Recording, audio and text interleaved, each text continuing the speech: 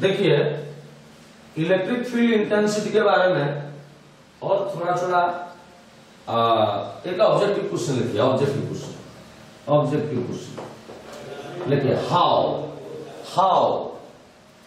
Electric field intensity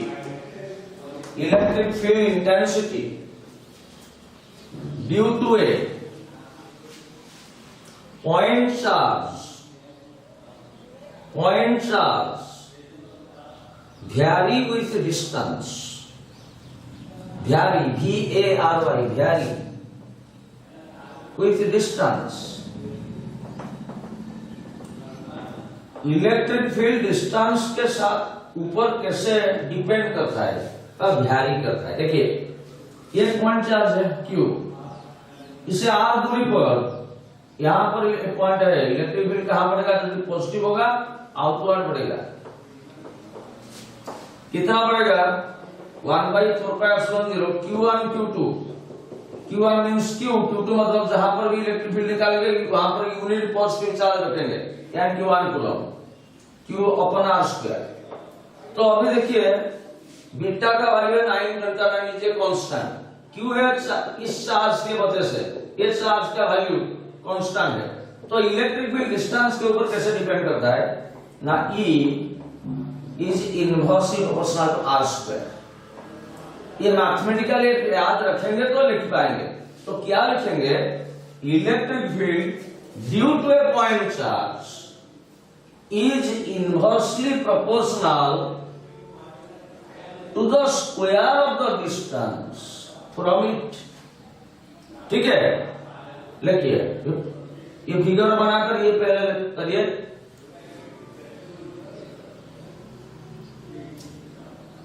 जहां पर भी आपका जरूरत होगा वहां पर पॉज करके आप करिएगा। ये लिखे, अभी लिखिए इलेक्ट्रिक फील्ड आंसर, ऐसा आंसर लिखे नीचे।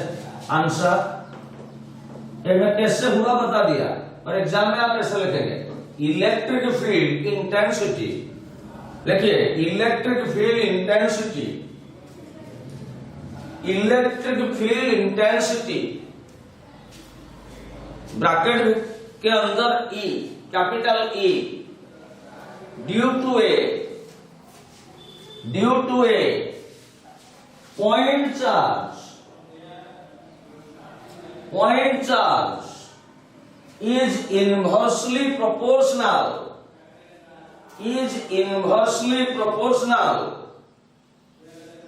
to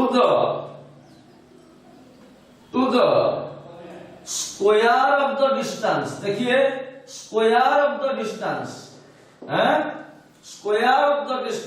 from it full stop।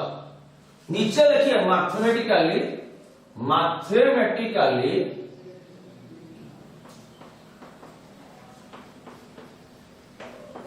E proportional to 1/r²।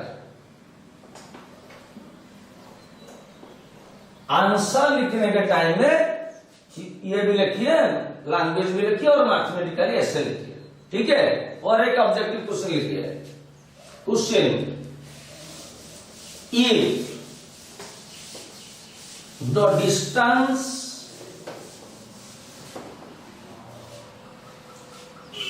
becomes 4 times,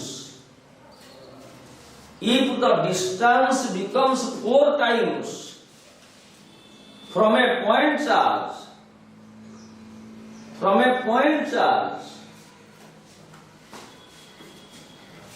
comma, how the electric field will vary।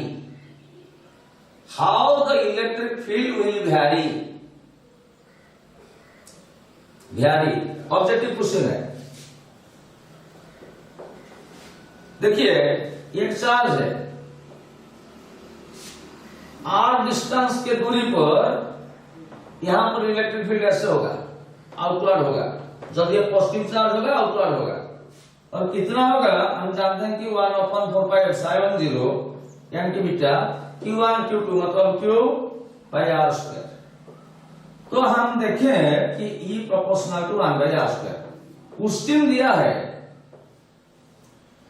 यदि डिस्टेंस 4 गुना होगा, ये r के जगह 4r होगा, डिस्टेंस 4 गुना होगा, डिस्टेंस 4 गुना होगा, 4 टाइम्स होगा, तो इलेक्ट्रिक फील्ड कैसे वैरी करेगा? देखिए ये 4 गुना होगा तो 4 का स्क्वायर होगा 16, तो इलेक्ट्रिक फील्ड क्या हुआ? 1/16 टाइम्स। फिर देखिए r distance, r means distance 4 गुना होगा तो 1/4 का स्क्वायर है 16, तो इलेक्ट्रिक फील्ड 1/16 गुना होगा, यानी कि 1/16 गुना मतलब 16 भाग। ठीक है, देखिए आंसर व्हेन, ये लिखिए पूरा, लिखिए ये पूरा, लिखिए पॉज करके लिखिए, लिखिए when distance r from a point charge, from a point charge becomes 4 times, 4 को इन्वर्टेड कॉमा के अंदर रखिए, टर्म है 4, अच्छी तरह लिखिए।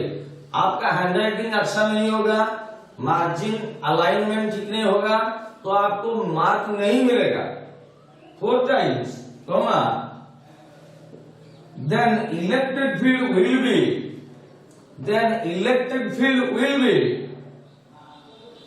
1/4 का स्क्वायर क्या है? 1/16 टाइम्स, ऐसा लिखिए 1/16, इसको ब्रैकेट के अंदर टाइम्स, किसका 1/16 टाइम्स? जो था पहले उसका 1/, दान that of the previous value, लिखिए 1/16 टाइम्स दान that of the previous value. Electric field previously जो था उसका 1/16 टाइम्स हो जाएगा। अभी एक ऑब्जेक्टिव क्वेश्चन लिखिए, लिखिए the electric field intensity, the electric field intensity, the electric field intensity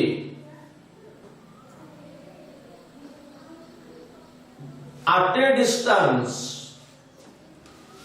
2 centimeter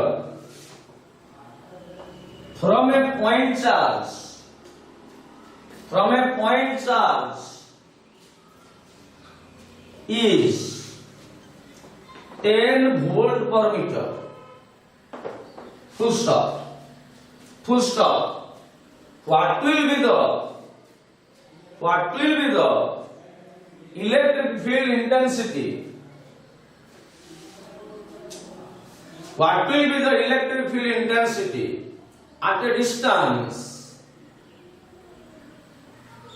3 centimeter from that point charge? 3 centimeter from that point charge.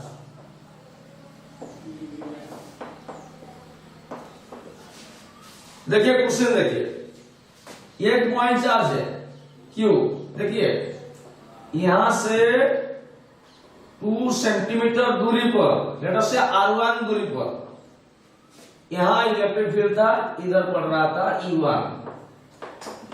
R1 क्या दिया है?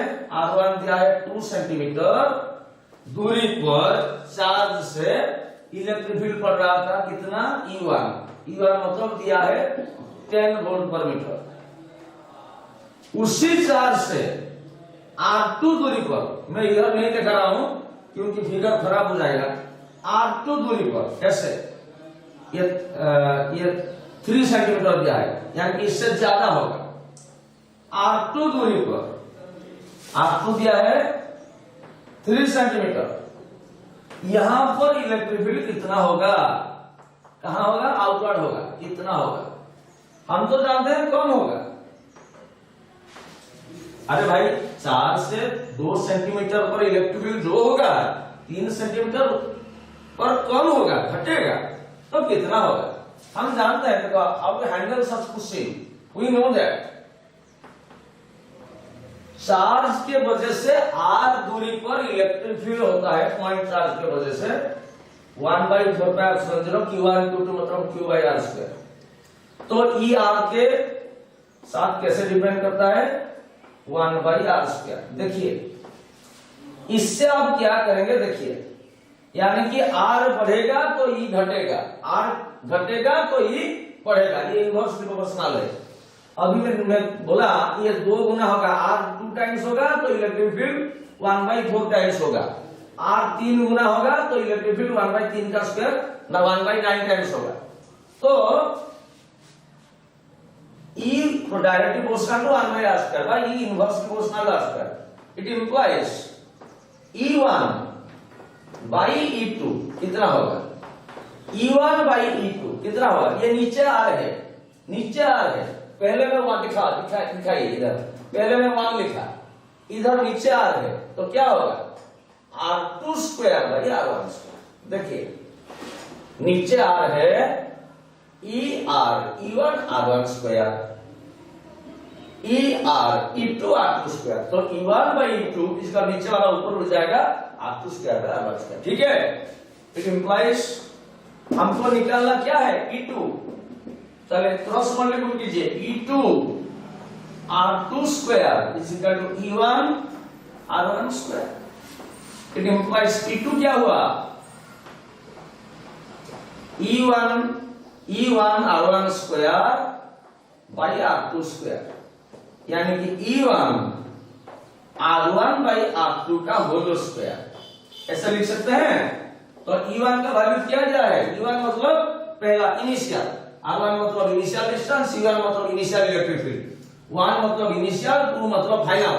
तो E1 दिया था 10, R1 दिया था 2, R2 दिया था 3 का स्क्वायर, यानी कि 10 इंटू 2 का स्क्वायर 4 by 3 का स्क्वायर 9, ये हो गया आपका 40/9, यानी कि 4.4 वोल्ट पर मीटर। आंसर साइड में लिखिए इसे। तो 0.4 से 2 सेंटीमीटर पर इलेक्ट्रिक फील्ड जब 10 वोल्ट पर मीटर था, 3 सेंटीमीटर दूरी पर इलेक्ट्रिक फील्ड होगा 40/9, यानी कि 4.4 वोल्ट पर मीटर। ठीक है, इसको पॉज करके करिए।